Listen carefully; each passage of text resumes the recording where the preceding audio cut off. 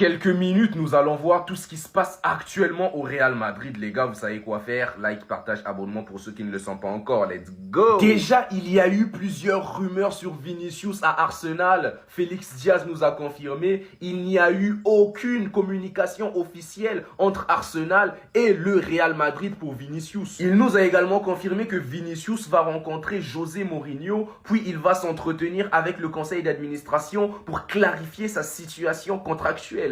Et d'autres médias espagnols affirment que cette semaine sera décisive pour l'avenir de Vinicius. Le Real Madrid et Vinicius vont reprendre les négociations cette semaine. L'attente est qu'ils parviendront à un accord car les deux parties veulent continuer ensemble.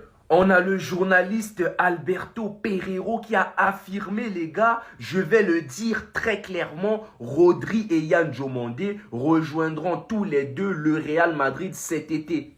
Apparemment, il a été prévu que José Mourinho et toutes les nouvelles recrues du Real Madrid soient présentés tous ensemble au Santiago Bernabéu. Ça sera exceptionnel. Fabrizio Romano nous a confirmé que le Real Madrid n'est pas en discussion avec Ferland Mendy pour résilier son contrat en ce moment. Et ce que le Real Madrid fait à Hendrik, c'est trop méchant. Il était à Lyon, ils lui ont fait revenir en lui promettant qu'il va rester, qu'il aura du temps de jeu. Mais là, on lit que l'AS Roma veut Hendrik. Le club souhaite un prêt avec option d'achat, plus clause de rachat potentielle pour le Real Madrid. Son directeur sportif Tony D'Amico s'est rendu directement à Madrid pour voir si un accord était possible. Pour l'instant, le Real Madrid n'a pas été ouvert à un accord, mais l'AS Roma restera confiant jusqu'au bout, car ils veulent vraiment Hendrik.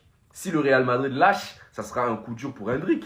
Et les gars, c'est confirmé, Brahim Diaz est désormais marié. Un journaliste a demandé à Xabi Alonso ce qu'il a eu à ressentir lorsqu'il a été viré du Real Madrid. Il a répondu « J'ai une cicatrice, mais maintenant elle est guérie. En regardant en arrière, je retiens le positif et les choses qui n'ont pas marché. » Il a également ajouté « J'ai été très critique envers moi-même en pensant à ce que j'aurais pu faire mieux parce que ça ne s'est pas passé comme prévu. » Foot côté Real, on se lundi matin.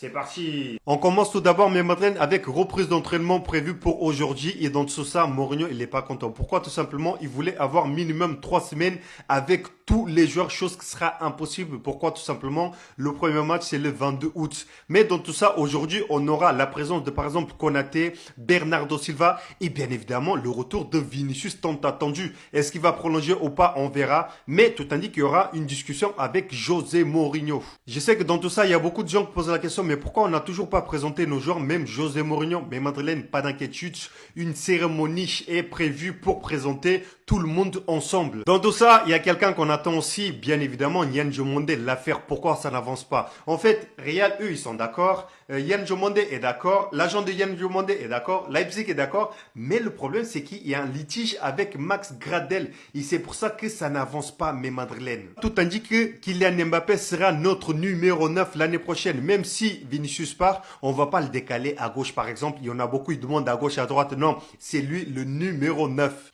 En parlant de numéro 9, Hendrik peut très bien jouer à ce poste-là, même à droite par exemple.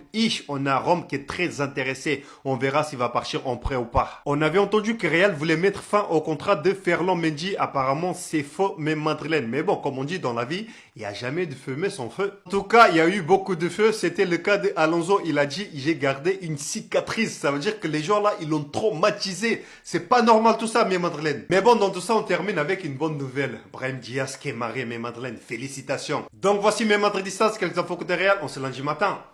En fait, ça fait combien de temps qu'on n'a pas vu Valverde heureux au Real Madrid? Heureux avec ses coéquipiers, heureux dans son club, heureux avec ses coachs, les gars, tout simplement. Parce que cette dernière saison pour Valverde, les gars, elle devait être compliquée. Déjà, il y avait l'affaire avec Xabi Alonso, où il y avait lui, Vinicius et Bellingham qui voulaient que Xabi quitte le club. Après, on avait aussi le moment avec Arbeloa. Bon, après, il a brillé pendant un match aller-retour contre Manchester City, mais sinon, le reste du temps, on sentait que Valverde, il était plus vraiment là. En plus, il s'est battu avec Tchouaméni. Et là, il lui aura suffi simplement de 2 matchs de préparation en plus avec José Mourinho pour ressortir dans cet état. Regardez son sourire. Et ça peut être qu'une bonne chose pour nous, les gars, parce qu'avec des joueurs en bonne santé physique et mentale, ça peut être que de bon augure pour la suite et pour des potentiels titres à gagner. Pour continuer, les gars, selon Mario Cortegana, les dirigeants du Real Madrid sont contre les demandes de primes de prolongation. Le club ne veut pas avoir les mêmes problèmes avec d'autres joueurs à l'avenir. Et en soi, les gars, ça se comprend tout à fait. Les primes à la signature, ça, c'est des choses qu'on a déjà vues, mais des primes pour des prolongations, je vous avoue que moi, personnellement, j'ai jamais vu ça. Après, peut-être que ça s'est déjà fait, que j'étais pas au courant, les gars, mais imaginez avec l'équipe qu'on a, si on fait ça pour chaque joueur, pour Bellingham, pour Mbappé, je vous avoue que ces rumeurs de transfert, elles s'arrêteront jamais. Et quand on voit comment ça se passe avec Vinicius, les gars, autant arrêter ces délires de primes à la prolongation, c'est devenu n'importe quoi depuis plusieurs mois.